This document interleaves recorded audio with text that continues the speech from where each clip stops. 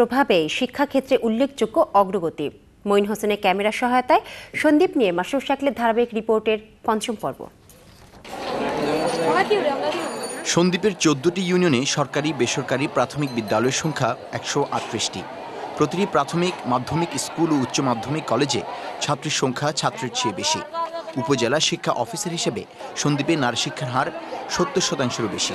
তবে মেঘনার ভাঙনের প্রভাব সন্দ্বীপের শিক্ষা ব্যবস্থায়ও। সেটা হলো নদী ভাঙতি এলাকার যে সমস্ত ছাত্রীগুলো আছে বা গার্ডিয়ানগুলো আছে, তারা অনেকে নিঃস্ব অসহায় হয়ে পড়েছে, লেখাপড়ার প্রতি আগ্রহ হারিয়ে ফেলেছে। অবকাঠামোগত দিক থেকে শিক্ষক অনেক সময় অপ্রতুল। শিক্ষক অপ্রতুলতা আমাদের বেশি ক্ষতি করে। এটা সন্দ্বীপের একমাত্র সরকারি কলেজটি নদী গর্ভে বিলীন হওয়ার পর নতুন করে টিন দিয়ে ঘর তৈরি করে চলছে কলেজের শিক্ষা কার্যক্রম। তবে চট্টগ্রামের সাথে যোগাযোগের অসুবিধার কারণে সরকারি স্কুল কলেজের শিক্ষকরা থাকতে চান না সন্দ্বীপে। যখন কোনো শিক্ষককে এখানে দেওয়া হয়, তিনি আসার আগেই তদবির করা শুরু করেন না আসার জন্য, আসলেও পরের দিন থেকে শুরু করেন চলে যাওয়ার জন্য।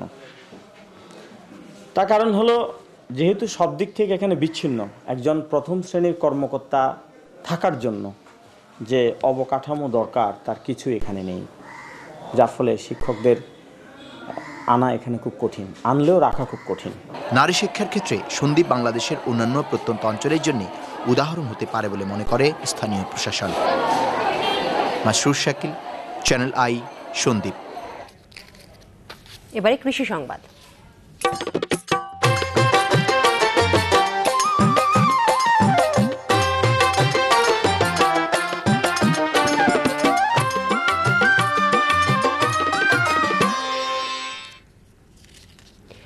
চল্লিশ বছর আখের চাষ আর পরিষ্কার গুড় উৎপাদন করতে জৈব পদ্ধতি ব্যবহার করে সাড়া জাগিয়েছেন মানিকগঞ্জের সিংগাইর উপজেলার কৃষক জানু মোল্লা। হাইড্রোজ এবং বিষাক্ত রাসায়নিককে চারদিক যখন সয়লাব, জানু মোল্লা তখন দেশের কৃষকদের জানাচ্ছেন স্বাস্থ্যকর কৃষির আহ্বান। শাইখ সিরাজের একটি বিশেষ রিপোর্ট। বাবা করতেন আখের চাষ, নিজে যখন ধরেছেন কৃষির হাল তখন প্রধান ফসল হিসেবে বেছে নিয়েছেন আখ। পেয়েছেন অনেক কিছু। বাংলাদেশ আগে তো দাবা ছিল কম, এই শেখ সাহেব যে সময় যে ফিরে থেকে রাজা হইলো, ওই ফিরে থেকে গুড়ের দাম বাইরে গেল। আমি আর ওই খেত আর ছাড়িনি। প্রত্যেক বছরে আমি ওই কম বেশি করে জায়গা জমিন কিনতে কিনতে এই গুড়ের টাকা দিই। গুড়ের টাকা দিই এই ঘর বাড়ি যা কিছু গরু বছর। বহুকাল ধরেই কমলনগরের জানু মোল্লা পরিষ্কার গুড় উৎপাদন করতে ব্যবহার করছেন বনঢেরস, শিমলের ছাল এবং উলট কম্বল। এক্ষেত্রে বোঝাপড়া তার স্পষ্ট। আমি ব্যবহার করিনি সারা জীবনে না।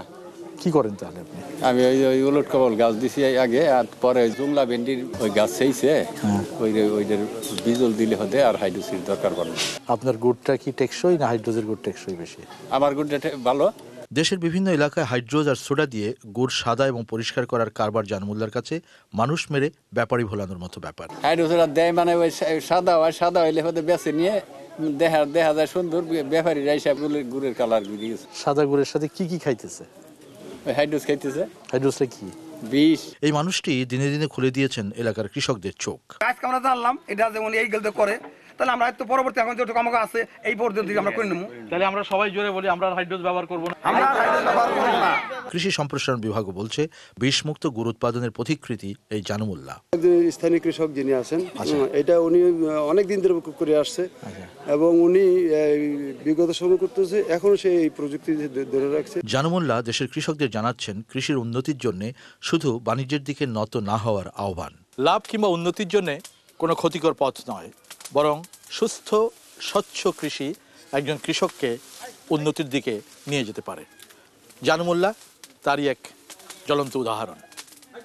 তার হাত ধরে আগামীর কৃষি উৎপাদন এবং ভোক্তা সাধারণ বিষমুক্ত কৃষিপণ্য পাবে, এমনই প্রত্যাশা আমাদের সবার। মানিকগঞ্জের সিঙ্গারের জয়মণ্ডপ গ্রাম থেকে শাইখ সিরাজ, চ্যানেল আই। যাচ্ছে ইস্টার্ন ব্যাংক বিরতিতে এবং ফিরে এসে থাকছে। ইরানে হামলা চালাতে বারবার যুক্তরাষ্ট্রকে আহ্বান জানিয়েছিলেন সৌদি বাদশাহ, গোপন তথ্য ফাঁস করে দিয়েছে উইকিলিক্স। এবং দেশে ফিরেছে এশিয়াডে ইতিহাস গড়া ক্রিকেট দল, ফুল আর ভালোবাসায় বরণ, পুরস্কারের ঘোষণা।